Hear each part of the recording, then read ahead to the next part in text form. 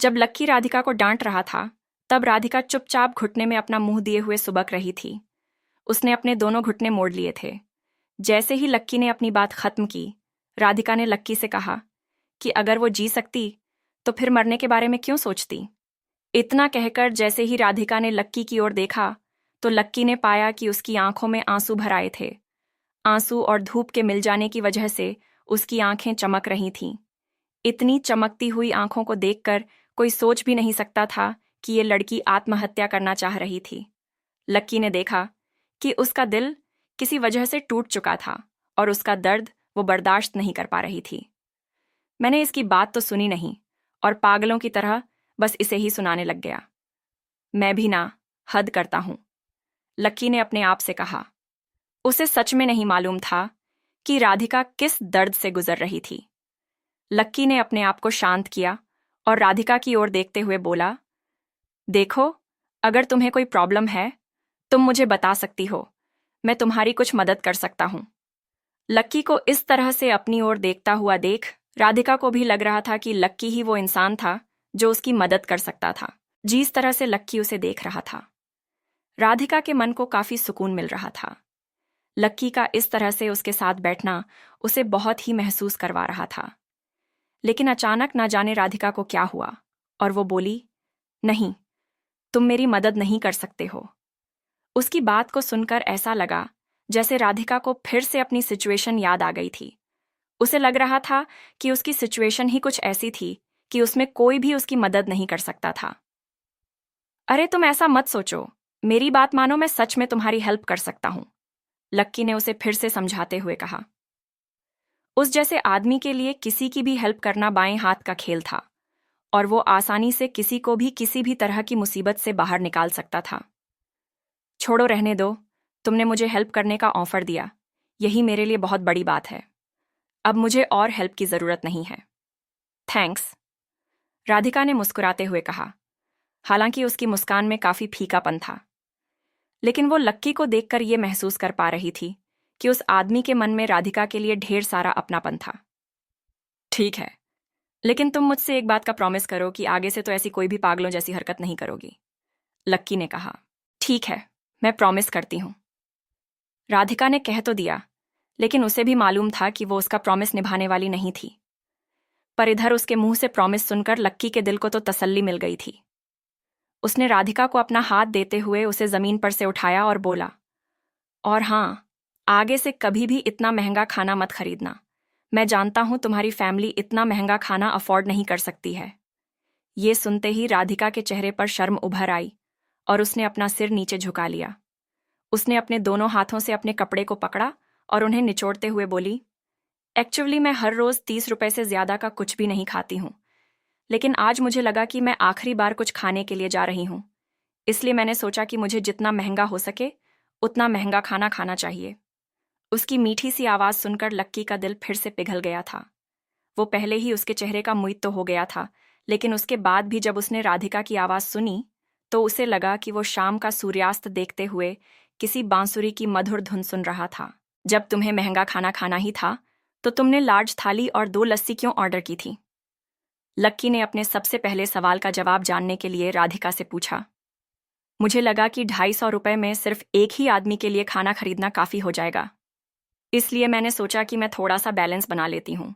और फिर पिछले 2 दिनों से ना, मैंने कुछ खाया भी नहीं था।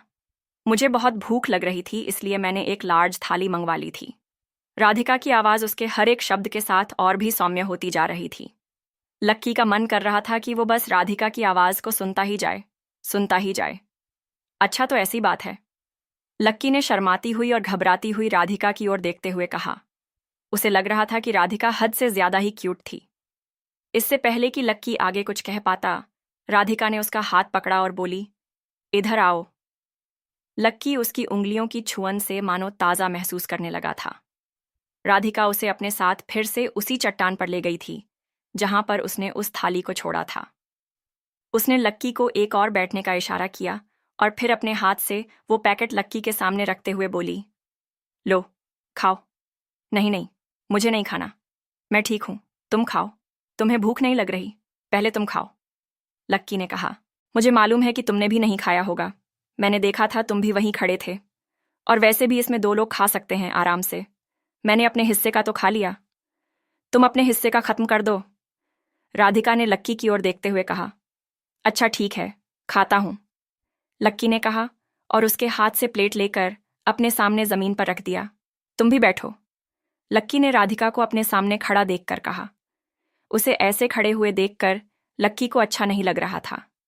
ठीक है, बैठ जाती हूं। राधिका भी आई और उस पत्थर पर लक्की के पास बैठ गई। वो समझ गई थी कि लक्की ने उसे बचाने के लिए बहुत मेहनत की थी और इसलिए उसे काफी भूख भी लग रही होगी। लक्की ने तुरंत अपने हाथ अपने कपड़ों पर साफ किए और खाने के लिए बैठ गया। राधिका उसे खाते हुए देख रही थी, जिस हिसाब से लक्की खाए जा रहा था। राधिका का अंदाजा बिल्कुल सही था। उसने प्लेट का आखिरी दाना भी नहीं छोड़ा। खाते हुए लक्की और राधिका इधर उधर की चीजों के बारे में बात किए जा रहे थे। अच्छा एक बात बताओ, तुमने से पहले इधर भोग क्यों लगाया था? राधिका ने लक्की से पूछा। तुमने मुझे भोग लगाते हुए भी देखा था, कहीं तुम मेरा पीछा तो नहीं कर रहे थे? राधिका ने पूछा। लक्की के पास उसकी इस बात का कोई जवाब तो नहीं था, इसलिए वो उसे देखकर बस मुस्कुरा दिया। राधिका ने उसकी मुस्कान को उसका जवाब समझा और फिर आगे बोली। मैं अपनी माँ से ना माफी मांग रही थी। हमारा गांव इसी दिशा में है और मैं जो करने जा रही थी उसके लिए अपनी माँ के सामने भोग लगा रही थी मैं। अच्छा, लक्की ने कहा और पैकेट का ढक्कन लगा दिया। खाना खत्म हो चुका था और खाना खत्म होने के साथ ही उन दोनों के बीच में एक दोस्ती की शुरुआत भी हो गई थी। अच्छा, तो क्या हम कल फिर से मिल सकते हैं? लक्की ने अपना सिर खुजाते हुए कहा। राधिका देख पा रही थी कि लक्की के गाल हल्के से लाल हो गए थे। राधिका को भी उसका साथ अच्छा लग रहा था। उससे बातें करके राधिका को महसूस हुआ कि लक्की काफी सीधा और सहज आदमी था। लक्की भी राधिका को हर हाल में बचाने के लिए तैयार नजर आ रहा था। ना जाने क्यों, लेकिन उसके अंदर से ये आवाज आ रही थी कि वो उसे हर उस मुसीबत से दूर रखे और उसे अपनी बाहों में समेट ले। अगर राधिका उसे आज के बाद कभी नहीं मिलती तो लक्की का ना शायद दिल बैठ जाता। बहुत दिनों के बाद तो उसे अपने आसपास कोई अच्छा इंसान मिला था जिसके साथ वो घंटों बिताकर बातें कर सकता था।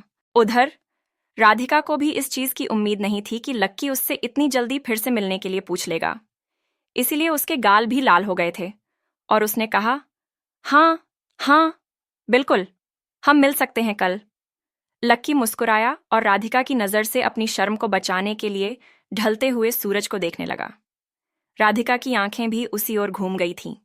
इधर अगले दिन लक्की ने अपनी क्लास खत्म की और दोपहर में गार्डन से होते हुए उस तालाब के पास आकर बैठ गया। उसने देखा कि उस चट्टान पर आज फिर कोई बैठा हुआ था। लक्की का दिल उस इंसान को देखते ही जोरों से धड़कने लगा था और वो हल्के कदमों से उसकी ओर बढ़ने लगा। उसे लग रहा था कि कहीं उसे मारे खुशी के हार्ट अटैक ही ना आ जाए। चट्टान पर एक लड़की थी जिसने अपने बालों को गर्दन से आगे की ओर मोड़ लिया था। लक्की के कदमों की आवाज सुनते ही जैसे ही वो पलटी, लक्की ने देखा कि वो राधिका ही थी। वो लक्की को देखकर खड़ी हो गई। लक्की ने देखा कि उसके हाथ में एक लाल और पीले रंग की थैली थी। लक्की जैसे ही उसके पास पहुंचा, राधिका ने वो थैली उसकी ओर बढ़ाते हुए कहा, ये तुम्हारे लिए। लक्की उस थैली को देखकर सरप्राइज हो गया था। उसका चेहरा खुशी के मारे खिल उठा था। उसने थैली खोलकर देखा तो उसमें लीची, चीकू और अमरुद रखे हुए थे। उनके ऊपर पानी के छींटे लगे थे जिससे वो ताजे नजर आ रहे थे। अरे तुम मेरे लिए ये सब लेकर आई हो, लेकिन इसकी क्या जरूरत थी यार? ये सब बहुत महंगे लग रहे हैं। प्लीज आगे से इतना महंगा कुछ मत लेकर आना। इनफैक्ट कुछ लेकर ही मत आना, बस तुम आ जाना, लक्की ने कहा। उन फलों को देखकर उसका दिल सच में बहुत खुश हो गया था। जानता था कि बाकी लोगों के लिए फल खाना बहुत ही आम बात थी, लेकिन राधिका के लिए तो फल भी किसी मिठाई से कम नहीं थे। ये सब इतने भी महंगे नहीं हैं जितने तुम सोच रहे हो। इन सब का तो अभी सीजन चल रहा है, इसलिए इनका रेट ज्यादा नहीं है। और फिर ये वो सारे फ्रूट्स हैं जो दुकानदार की दुकान पर बच गए थे। अच्छे अच्छे तो लोग ले गए, लेकिन ये छूट गए थे, इसलिए मैंने दुकानदार से बात की और तो उसने मुझे आधे दाम में ये सब दे दिए। फिर मैंने इन सब के खराब हिस्से को अलग किया और धोकर तुम्हारे लिए ले आई। प्लीज बुरा मत मानना, राधिका ने लक्की की ओर देखते हुए कहा। उसे लग रहा था कि बचे हुए सुनकर कहीं लक्की को ऐसा ना लगे कि राधिका उसके लिए ऐसा कुछ लेकर आई थी जो बाकी लोग छोड़ गए थे। अरे इसमें बुरा मानने वाली कौन सी बात है, लक्की ने कहा। उसके लिए तो यही बहुत बड़ी बात थी कि राधिका अपनी जेब से पैसे बचाकर उसमें से लक्की के लिए फ्रूट्स लेकर आई थी। लक्की ने थाली में से एक लीची निकाली और उसे अपने मुंह में डाल दिया। लीची काफी रसीली थी। लक्की का मिजाज मस्त हो गया। बहुत टेस्टी है यार, लक्की ने राधिका को देखते हुए कहा। तुम भी खाना पसंद करोगी? लीची सच में बहुत मीठी है। लक्की ने थैली में से एक और लीची निकालकर उसे राधिका की ओर बढ़ा दिया। राधिका ने लक्की की ओर देखा, फिर मुस्कुराते हुए उसके हाथ से लीची लेकर अपने मुंह में डाल लिया। उसके मुंह के हर एक कोने में उस लीची का रस घुल गया था। फिर दोनों चट्टान पर बैठे और लक्की ने सारे फलों को निकालकर अपने सामने थैली पर ही सजा दिया। सूरज अभी भी उनके सिर पर ही चमक रहा था, लेकिन दोनों एक दूसरे से बातें करने में इतने मग्न थे कि उन्हें गर्मी का कोई एहसास ही नहीं हो रहा था। इसके कुछ दिनों बाद तक लक्की और राधिका इसी तरह हर रोज उस तालाब के पास उसी चट्टान पर मिलने लगे। जब भी लक्की आता, वो कॉलेज की कैंटीन से अपने और राधिका के लिए खाने को कुछ पैक करवा के ले आता। हालांकि वो जो भी लाता वो काफी साधारण सा होता, क्योंकि लक्की अपनी पहचान के बारे में राधिका को पता नहीं लगने देना चाहता था। राधिका को भी उसके लाए हुए खाने से नहीं, उसके साथ खाने से मतलब था। वो दोनों उसी चट्टान पर बैठकर कभी दाल चावल तो कभी रोटी सब्जी खाया करते थे। हर दिन की तरह आज के दिन भी लक्की उसके लिए आलू, शिमला मिर्च की सब्जी, दाल चावल और रोटी लेकर उस तालाब के किनारे पहुंच गया था। लेकिन उसने अपनी आंखों के सामने जो देखा, उसे देखकर वो दंग रह गया था। राधिका वहां चट्टान पर नहीं थी। वैसे तो वो हर रोज इस वक्त आ जाया करती थी, लेकिन आज उसका कहीं कोई अता पता नहीं था। लक्की को लगा कि हो सकता है कि आज वो क्लास से लेट फ्री हुई हो या फिर कहीं किसी काम में उलझ गई हो। लक्की उसका इंतजार करने के लिए चट्टान पर आकर बैठ गया। वो सामने पानी को देखते हुए कुछ ना कुछ सोचे जा रहा था। उसका हर एक ख्याल सिर्फ राधिका पर ही आकर टिक रहा था। इससे पहले राधिका ने कभी ढंग का खाना नहीं खाया होगा ना। क्यों ना उसे दिल्ली के सबसे शानदार होटल में ले जाकर खाना खिलाया जाए, उसकी शक्ल तो देखने लायक हो जाएगी। वो खुश तो बहुत हो जाएगी, लेकिन उसे समझ में नहीं आएगा कि अपनी खुशी को एक्सप्रेस कैसे करे। लक्की यही सोच सोचकर अकेले में हंसे जा रहा था। लक्की काफी देर तक इन्हीं सब ख्यालों में उलझा रहा, लेकिन राधिका की कोई खैर खबर ही नहीं थी। उसने मोबाइल देखा तो उसे पता चला कि उसका इंतजार करते हुए 1 घंटे से ज्यादा का वक्त बीत चुका था। इस बीच ना तो उसका कोई फोन आया और ना ही कोई मैसेज। खाना पड़ा पड़ा ठंडा हुआ जा रहा था। छोड़ो अब यार, मैं ही फोन कर देता हूं, लक्की ने अपने आप से कहा और फिर फोन पर राधिका का नंबर डायल करने लगा। काफी घंटियों के बाद राधिका ने फोन उठाया। हेलो, अरे आज तुम कहाँ रह गई? लक्की ने पूछा। लक्की, वो मैं आज लैब में हूं, हमारे कुछ एक्सपेरिमेंट्स चल रहे हैं तो मैं आज नहीं आ पाऊंगी। सॉरी, राधिका ने सिर्फ इतना कहा और फोन काट दिया। लक्की को उसकी ये बात बड़ी अजीब लगी। अगर वो नहीं आने वाली थी तो उसे ये पहले बताना चाहिए था। फिर लक्की ने सोचा कि अगर वो यहां नहीं आ पाएगी तो उसी को राधिका के पास चले जाना चाहिए। लक्की उठा और लैब की ओर निकल गया। जैसे ही वो लैब के बाहर आया, उसने राधिका को कॉल किया। हाँ, कहाँ हो तुम राधिका? मैं लैब के बाहर खड़ा हूं, लक्की ने कहा। लक्की, मैं तो लैब से बाहर निकल गई और तुम मेरी चिंता मत करो, आज तुम अकेले ही खा लो। राधिका ने सिर्फ इतना भर कहा और फिर से फोन काट दिया। लक्की को उसका ये व्यवहार अजीब सा लग रहा था। क्या राधिका उसे कुछ छुपा रही थी?